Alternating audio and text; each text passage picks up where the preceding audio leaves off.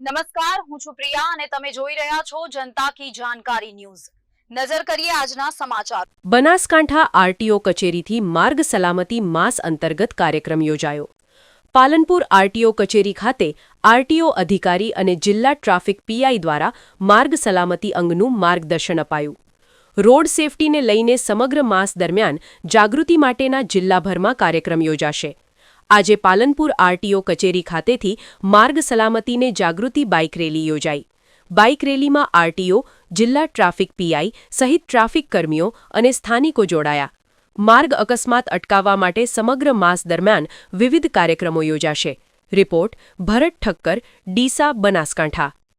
સલામતી સપ્તાહને મહિનો માસ એટલે આ જે કાર્યક્રમ છે એ આખો મહિનો ચાલવાનો છે, જેમાં ગુજરાત પોલીસ, ગુજરાત આરટીઓ, જેમ કે આપણે બનાસકાંઠા જિલ્લામાં આરટીઓ તેમજ ગુજરાતની ટીમો દ્વારા અલગ અલગ જગ્યાએ માર્ગ સલામતી અનુસંધાને અલગ અલગ જાગૃતિના પ્રોગ્રામો કરીને આ આખા મહિનાની ઉજવણી સ્વરૂપે કાર્યક્રમ કરવાનો છે, જેનો આખો મહિનાનું આયોજન કરવામાં આવેલ છે। અને આજ રોજ આરટીઓ કચેરીએ પોલીસ ડિપાર્ટમેન્ટ તેમજ આરટીઓ ડિપાર્ટમેન્ટ અને નાગરિકો દ્વારા અત્રે એકત્રિત થઈ આ કાર્યક્રમની ઓપનિંગ કરવામાં આવ્યું છે।